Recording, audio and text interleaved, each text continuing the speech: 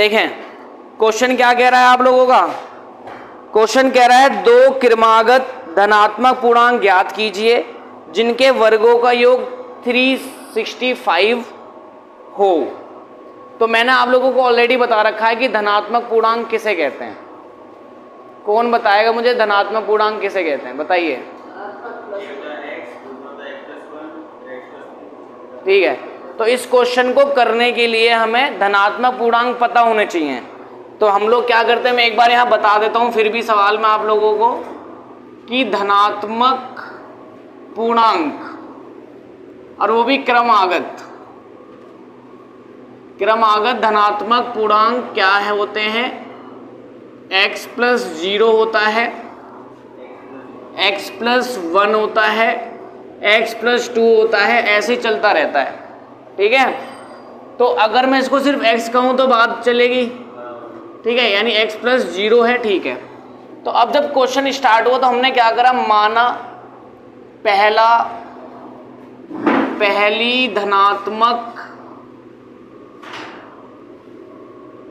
पूर्णांक संख्या कितनी है।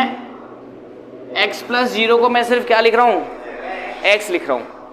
तो और दूसरी धनात्मक पूर्णांक संख्या क्या होगी, दूसरी कौन सी है, x प्लस 1 है। अब अकॉर्डिंग टू क्वेश्चन, जिसे आप लोग हिंदी में लिखते हो प्रश्न अनुसार,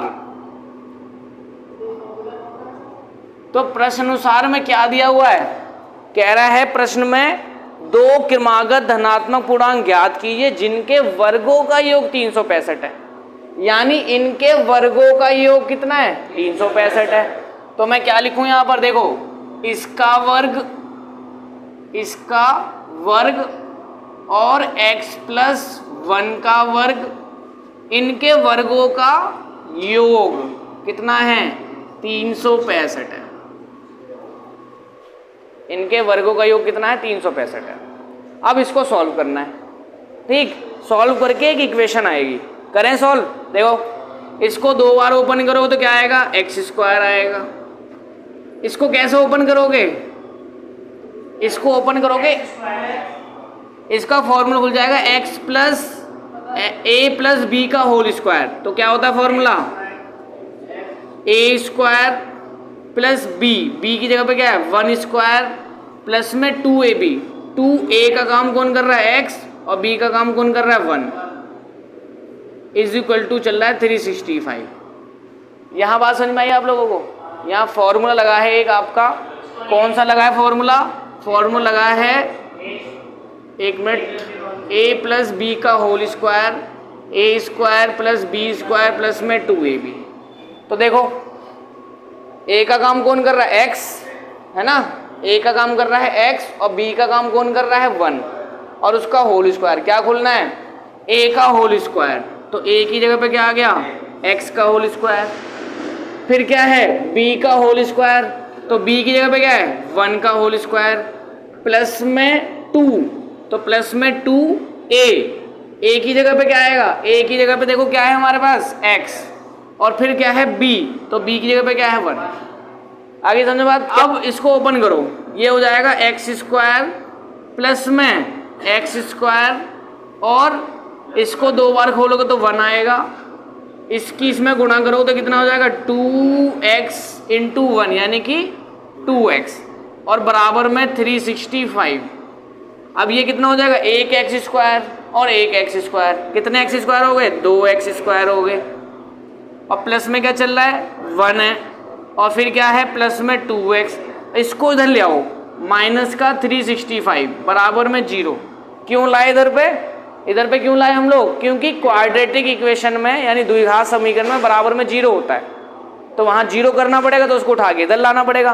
तो इसको उठा के हम इधर लाए तो किस में हो गया, ये माइनस में हो गया।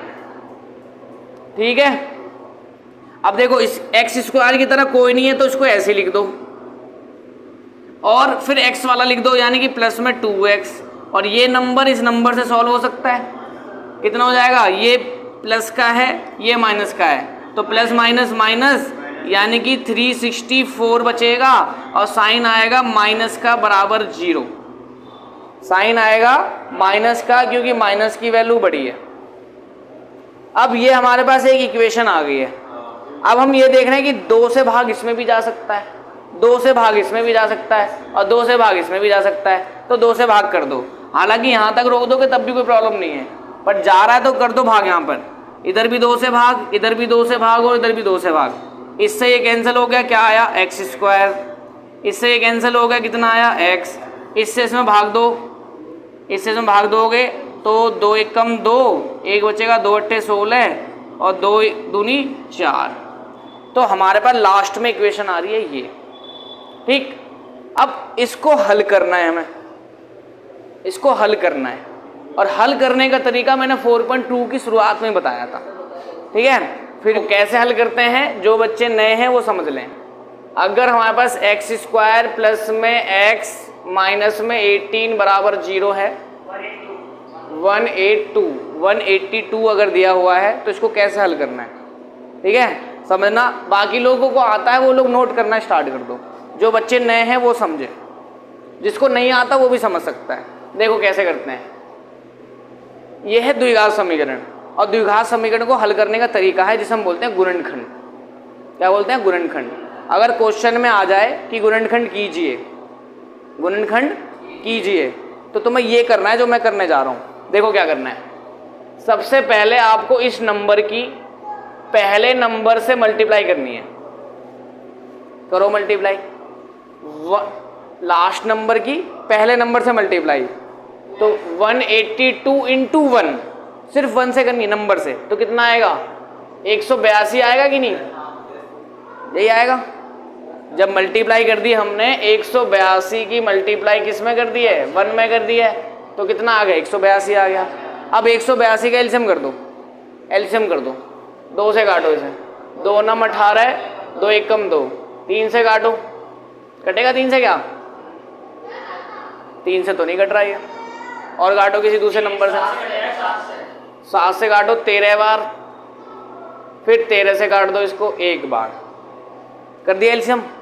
एलसीएम करने के बाद तुम्हें करना है इनके गुणनखंडों का रीअरेंज। क्या होता है रीअरेंज, समझ लो कि मैंने क्या करा कि मैंने ऐसे करा, इन दो की गुणा करी, इसको अलग कर लिया, ऐसे 7 दूनी 14 माइनस 13 अलग लिख लिया। अब माइनस लिखना है प्लस, वो ये साइन बताता है, यहाँ क्या है माइनस, तो मैंने इन दोनों की गुणा करी, 14 माइनस 13 बराबर कितना आ रहा है 1 आ रहा है। दूसरा मैं क्या कर सकता हूँ, मैं ऐसे कर सकता हूँ कि इतना 13 सत्ते 91 और माइनस 2, तो भैया कितना आ रहा है, यहाँ आ रहा है आपके पास 89 आ रहा है।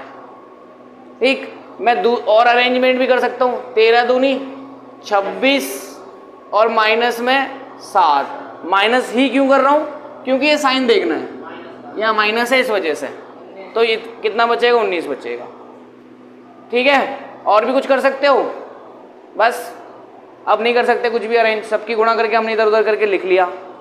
अब हमें देखना है कि इनमें से कौन सा हमें लेना है। ठीक है, तो हमें वो लेना है जिसमें माइनस करने पे इधर वाला नंबर आ जाए। इधर पे नंबर कौन सा है, कोई नहीं है, यानी कि 1। तो देखना इसमें माइनस करने पे 1 किस पे आ रहा था, है ना। तो इन दोनों को नहीं लेना है, किसको लेना है, सिर्फ इसको। यानी इस 1 की जगह पे मैं क्या लिखूंगा, 14 माइनस 13 लिखूंगा। तो मैं लिखने जा रहा हूं, देखो कहां पर, ये 1x स्क्वायर ऐसी रहा, प्लस इस 1 की जगह पर मैं क्या लिखूंगा 14 माइनस 13, और बाहर चल रहा है x माइनस 182 बराबर क्या हो गया। यहां तक बात समझ में आई, पक्का। अब इस ब्रैकेट को ओपन कर लो, तो ये 1 को तो लिखते नहीं है, तो एक्स स्क्वायर, देखो ब्रैकेट कैसे ओपन होता है, इस साइन की भी मल्टीप्लाई होगी तो ये हो गया प्लस, और 14 में मल्टीप्लाई होगी x से, तो क्या हो गया 14x, फिर माइनस प्लस माइनस और 13 की x में गुणा, तो क्या हो गया 13x माइनस 182 बराबर। यहाँ तक कोई डाउट है। अब इन दोनों में कॉमन ले लो, इन दोनों में कॉमन ले लो। इन दोनों में कॉमन क्या है, कॉमन का मतलब जो दोनों में आ रहा हो, x दिख रहा है तुम्हें, इसमें भी एक्स स्क्वायर है, इसमें x है, x कॉमन हो गया। इससे इसमें भाग दो, क्या बचेगा x, प्लस इससे इसमें भाग दो, x से x कट गया, क्या बचा 14 बच गया। अब इन दोनों में क्या कॉमन है, पहले ये साइन लगा दो यहाँ पर। अब इन दोनों में क्या कॉमन है भैया, देखो x एक में आ रहा है, एक x में नहीं आ रहा, तो x तो कॉमन होगा नहीं। तो तुम ये देख लो 13 182 को काट सकता है कि नहीं, 13 182 को काट सकता है कि नहीं, काट सकता है, तो इसलिए 13 कॉमन हो गया। 13 से इसमें भाग दो, 13 से 13 गया, क्या बचा x, माइनस 13 से इसमें भाग दो, कितना आएगा, माइनस और माइनस प्लस का 14, 14 बार कटेगा, भाग दोगे ना आप लोग तो 14 बार कटेगा। आगे समझ बात यहाँ तक। अब इसके बाद ये दोनों आगे सेम, तो इन दोनों को एक बार लिख लो और इसको इसके साथ लिख लो, x माइनस 13 बराबर 0। अब एक बार इसको बराबर 0 कर दो